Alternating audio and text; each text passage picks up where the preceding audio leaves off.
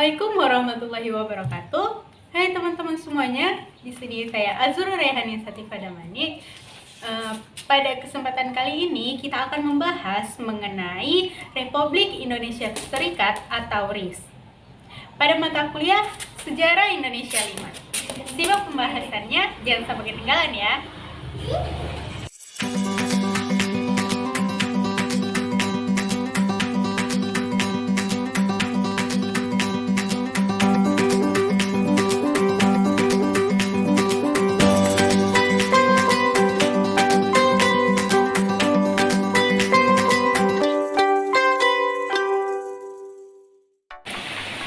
Latar belakang terbentuknya RIS. Dalam sejarah perjalanan bangsa Indonesia, sempat terjadi perubahan bentuk konstitusi. Perubahan ini terjadi ketika Indonesia masih mengalami pergolakan pasca kemerdekaan. Perubahan ini menjadikan Indonesia yang sebelumnya merupakan negara kesatuan menjadi negara federal yang layaknya sistem konstitusi di negara barat. Terdapat berbagai pro dan juga kontra ketika perubahan bentuk konstitusi ini terjadi. Oleh karena itu, kita akan membahas secara khusus memaparkan mengenai sejarah terbentuknya Republik Indonesia Serikat atau RIS hingga berakhirnya sistem RIS ini. Nah, Republik Indonesia Serikat atau RIS ini dibentuk pada 27 Desember 1949. Dan pembentukan RIS ini merupakan wujud dari kesepakatan antara pihak Belanda, pihak Indonesia, dan juga Bijengkong Federal Overleg atau BFO dalam konferensi meja bundar. Pada saat itu, kesepakatan disaksikan oleh perwakilan dari PBB. RIS atau Republik Indonesia Serikat ini diketuai oleh Presiden Soekarno dan Muhammad Hatta selaku Perdana Menteri.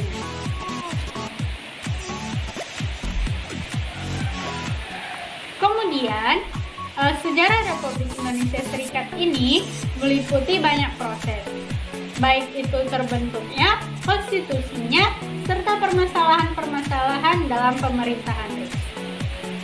Nah, sejarah Republik Indonesia Serikat atau RIS ini dilatar belakangi oleh agresi militer Belanda yang kedua yang terjadi pada 19 Desember 1948. Pada agresi militer ini terjadi penyerangan antara Belanda terhadap Yogyakarta yang pada saat itu merupakan ibu kota dari Indonesia. Selain itu juga Muhammad Hatta, Soekarno, Sultan Syahrir, beserta tokoh lainnya juga ditangkap oleh pihak Belanda. Karena ibu kota Indonesia telah dikuasai oleh Belanda, kemudian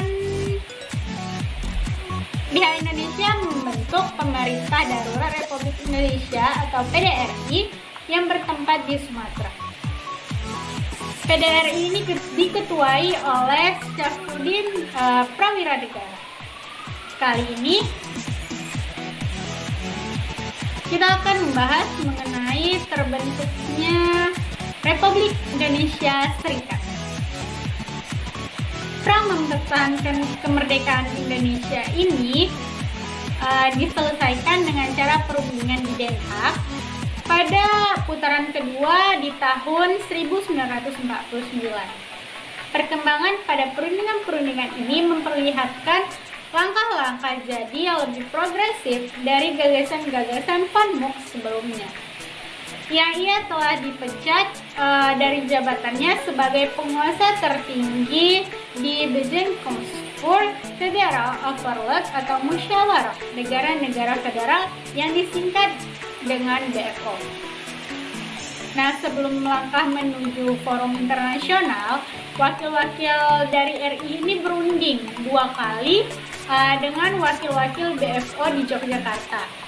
Yang pertama itu di Yogyakarta pada 22 Juli 1949 dan yang kedua itu di Jakarta pada 1 Agustus 1949.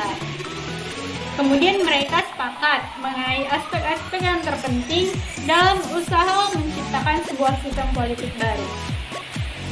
Perundingan ini kemudian dilanjutkan ke konferensi meja bundar di Den Haag, Belanda. Konferensi digelar pada tanggal 23 Agustus 1949 yang saat itu delegasi Indonesia dipimpin oleh Muhammad Hatta, sementara dari BFO dipimpin oleh Anak Agung Gede Agung. Dan pada konferensi ini dibentuklah komisi-komisi yang membahas berbagai aspek dalam rangka serah terima dari Belanda untuk Republik Indonesia Serikat dan persiapan pembentukan Uni Indonesia Belanda.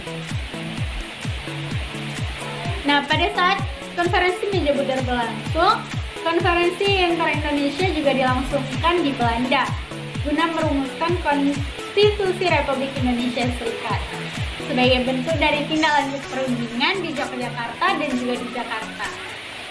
Lalu pada 29 Oktober 1949, Piagam Persatuan RIS berhasil ditandatangani oleh 16 perwakilan masing-masing, wakil negara bagian dan dari daerah otonom. Lalu setelah selesai perundingan laut lebih dari 2 bulan lamanya, KMB ini berakhir pada 2 November 1949 dengan disetujui konferensi meja bundar pada 2 November 1949 di Den Haag. Kemudian terbentuklah negara Republik Indonesia Serikat. Hasil dari konferensi meja bundar ini salah satunya menyebutkan Kerajaan Belanda menyerahkan kedaulatan atas Indonesia sepenuhnya kepada RIS dengan tidak bersyarat lagi dan tidak dapat dicabut. Karena itu, mengakui RIS sebagai negara yang merdeka dan juga berdaulat. Nah, terbentuknya pemerintahan Republik Indonesia Serikat. Republik Indonesia Serikat atau RIS terdiri dari 7 bagian dan 9 otonom dengan masing-masingnya mempunyai luas daerah dan juga penduduk yang berbeda. Di antara negara bagian yang terpenting, selain Republik Indonesia yang memiliki luas daerah dan jumlah penduduk terbanyak, ialah negara Sumatera Timur, negara Sumatera Selatan, negara Pasundan, dan juga negara Indonesia Timur. Pada 14 November 1949 di Jakarta, semua wakil dari anggota BFO dan juga pemerintah Indonesia menandatangani konstitusi. Sementara sejak awal Desember 1949 di Yogyakarta, KNIP ini mulai membahas hasil dari konferensi meja bundar. Saat sidang pleno KNIP, banyak anggota sadar pembentukan resmi sebenarnya merupakan penyelewengan terbesar dari proklamasi kemerdekaan. Meski demikian, KNIP ini menyadari tidak ada jalan lain selain menerima semua naskah yang dibuat oleh konferensi meja bundar di Den Haag. Ditambah lagi naskah dari konstitusi RIS yang tidak bisa diubah sedikitpun, sehingga mereka ini hanya mampu menerima dan juga mengesahkan saja. KNIP juga harus memilih seorang wakil untuk setiap 12 anggota KNIP untuk duduk dalam Dewan Perwakilan. Kemudian pada 16 Desember 1949 di Jakarta, Panitia Pemilihan Nasional RIS memilih Soekarno menjadi Presiden Indonesia Serikat yang pertama dan meresmikan dilakukan pada 17 Desember 1949. KNIP ini kemudian mengangkat Mr. Asad Datuk Mudo, ketua dari KNIP, sebagai pemangku jabatan Presiden Republik Indonesia. Dengan demikian, Mr. Asad de facto Presiden Indonesia kedua yang memegang jabatan hingga dibubarkannya RIS pada 17 Agustus 1950.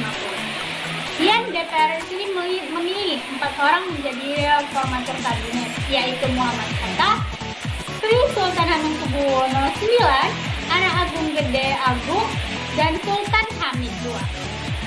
Pada awal tanggal 19 Agustus 1949, terbentuklah kabinet RIS dengan susunan yang pertama, Perdana Menterinya yakni Muhammad Hatta, Menteri Luar Negerinya Muhammad Hatta, kemudian Menteri Pertahanan yakni Hamengkubuwono IX, Menteri Dalam Negeri Anak Agung Gede Agung, Menteri Keuangan Syafruddin Prawira Negara, kemudian Menteri Perekonomian yakni Insinyur Juanda, Menteri Pemberdayaan dan Pekerjaan Umum Haji Lao, Menteri Kehakiman Profesor Dr. Mr. Supomo, Menteri PMK Dr. Abu Hanifah, Menteri Kesehatan Dr. Joseph Leimina, Menteri Perburuhan Mr. Wilopo, Menteri Sosial yakni Mr. Kosasi Purwanegara, Menteri Agama Kiai Haji Wahid Hasyim, dan Menteri Penerangan Arnold Manopo, Menteri Negara Sultan Hamid Al-Sabri II, Mr. Muhammad Soem, dan Dr. Soekarno. Kabinet ini adalah second kabinet atau mengutamakan keahlian dari anggota-anggotanya, dan bukan kabinet yang berkoalisi yang kemudian bersandar pada kekuatan partai-partai politik. Selanjutnya yakni Konstitusi RIS. Selanjutnya terdapat Sejarah Republik Indonesia Serikat atau RIS yang meliputi Konstitusi RIS. Pada saat konferensi meja bundar, pihak BFO dan Indonesia juga menandatangani perjanjian yang membahas tentang Konstitusi RIS.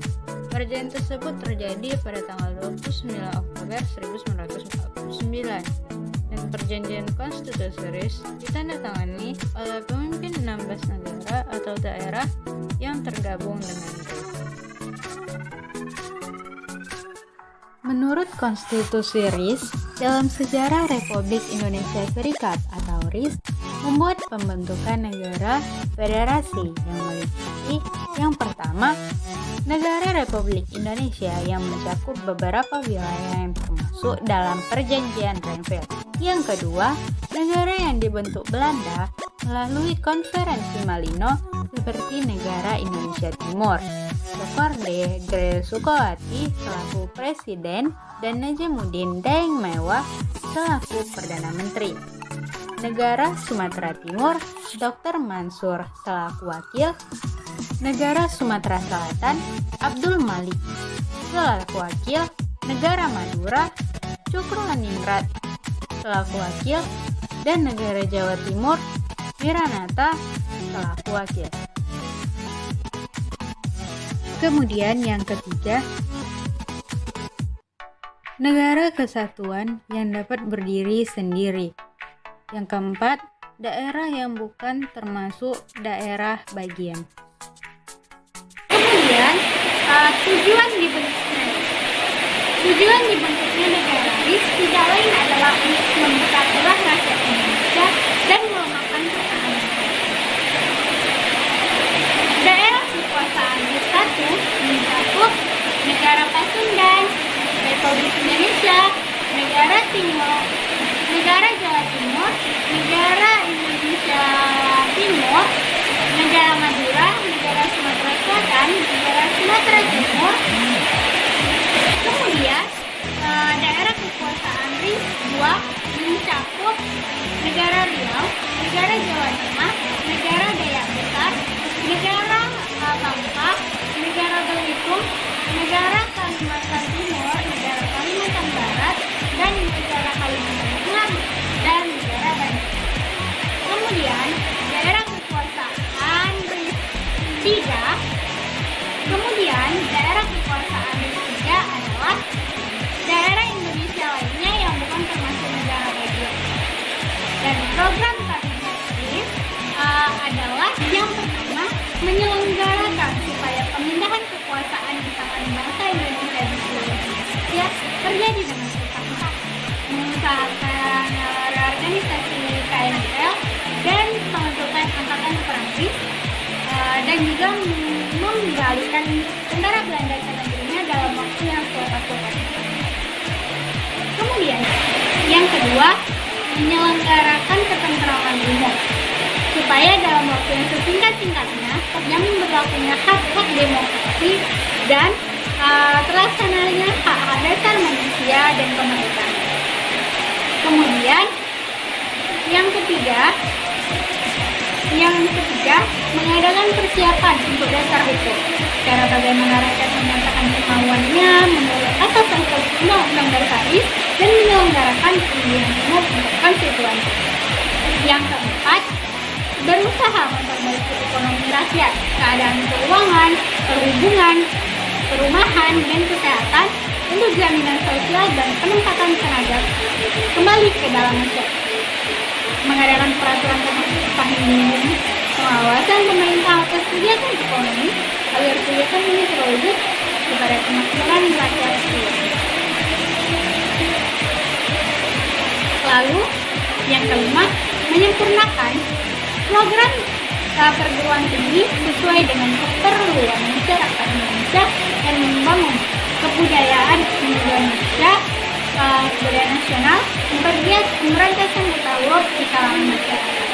Kemudian yang keenam, menjalankan politik luar negeri yang memperkuat kedudukan dalam dunia internasional dengan memperkuat cita-cita perdamaian dunia dan persaudaraan bangsa-bangsa, memperkuat hubungan moral, politik, dan ekonomi antara negara-negara Asia Tenggara.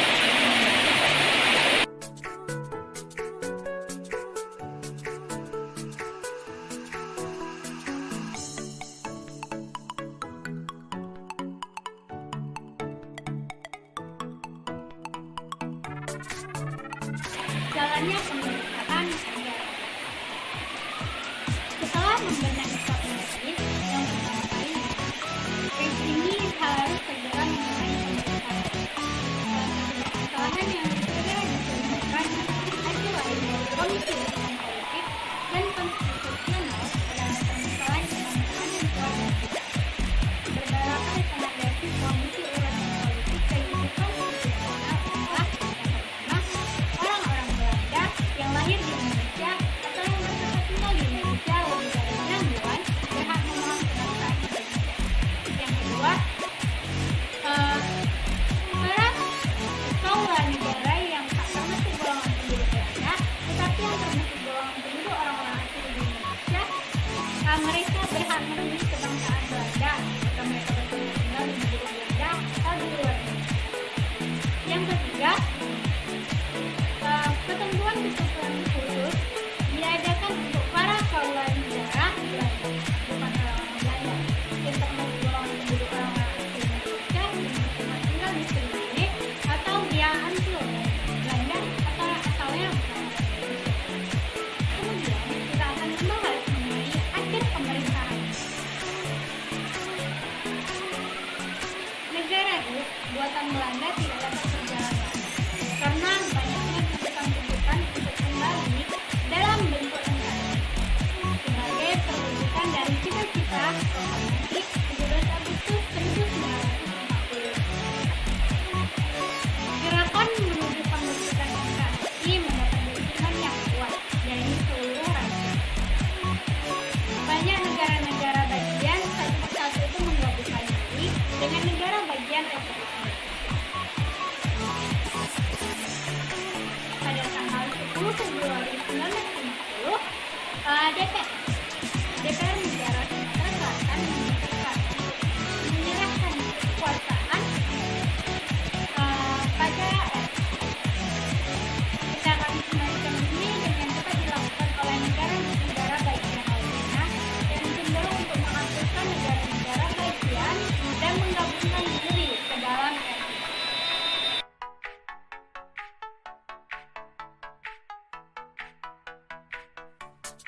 Pada akhir Maret 1950, hanya tersisa 4 negara bagian dalam RIS, yaitu Kalimantan Barat, Sumatera Barat, Negara Indonesia Timur, dan Republik Indonesia.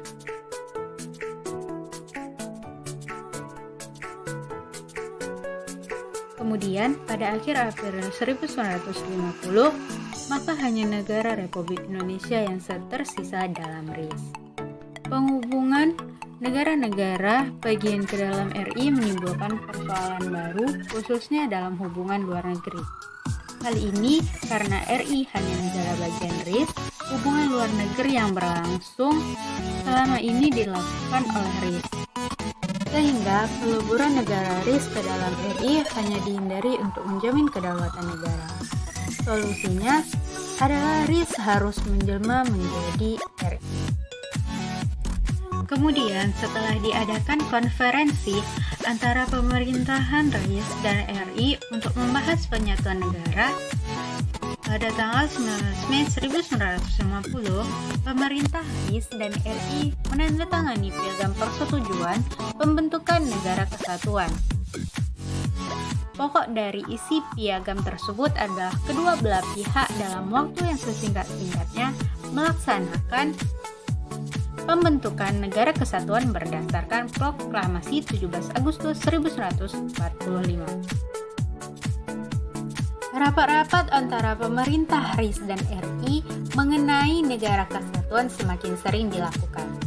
Setelah rapat mengenai pembagian daerah yang akan merupakan wilayah NKRI, maka pada tanggal 15 Agustus 1950 diadakan rapat gabungan yang terakhir dari DPR dan Senat RIS, di mana dalam rapat ini akan dibicarakan piagam pernyataan. Terbentuknya NKRI oleh Presiden Soekarno. Setelah pembacaan piagam pernyataan, terbentuklah NKRI. Maka dengan demikian, secara resmi Negara Kesatuan Republik Indonesia terbentuk kembali pada tanggal 17 Agustus 1950. Mengenai masalah keuangan dan ekonomi RIS. Negara yang baru berdiri seperti RIS harus mendapat tanggung jawab dalam hal ekonomi dan dengan hutang akibat perang. Hal ini pula yang tidak dapat menopang kelangsungan kedaulatan RIS. Ini yang menimbulkan rasa ketidakpuasan rakyat dan negara-negara bagian terhadap kebijakan-kebijakan RIS yang diambil berdasarkan hasil konferensi meja bundar pada 23 Agustus 1949. Untuk mengatasi kesulitan di bidang keuangan, RIS ini mengambil jalan. Yang pertama, mengadakan rasionalisasi dalam susunan negara dan dalam badan-badan serta alat-alat pemerintahan. Yang kedua, menyelidiki secara lebih baik dan teliti mengenai anggaran-anggaran negara bagian. Yang ketiga,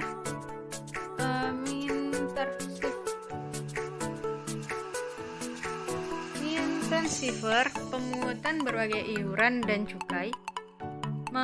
Yang keempat itu mengadakan pajak baru, dan yang kelima mengadakan pinjaman nasional.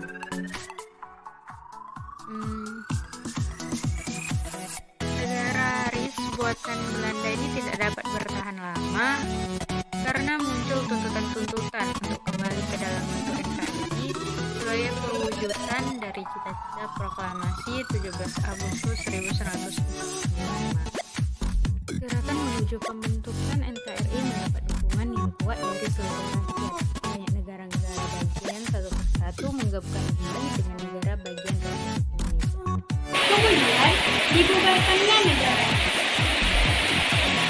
Kesepakatan antara Kerajaan Belanda dan Republik Indonesia dan menghindari peperangan serta mengurangi penderitaan rakyat Indonesia dari serta menghindari terjadinya agresi militer Belanda, maka pemerintah ini bersedia untuk berkompromi dengan pemerintah Kerajaan Belanda.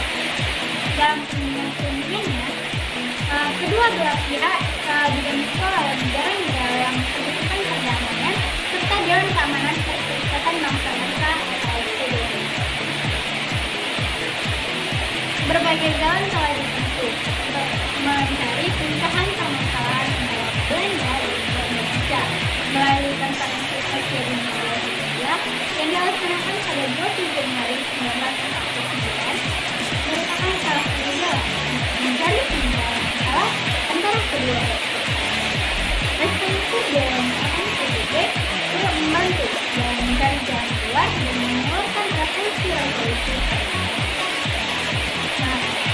Komite Tiga Negara atau KMT yang menjadi salah satu komite Dewan Keamanan.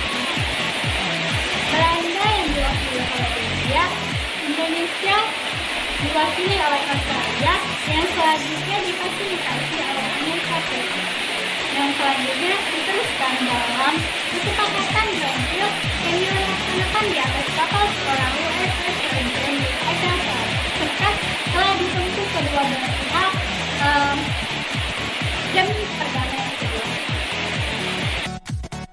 Sekian pembahasan kita mengenai RIS. Mohon maaf jika ada kesalahan dan perkataan kurang baik. Wassalamualaikum warahmatullahi wabarakatuh.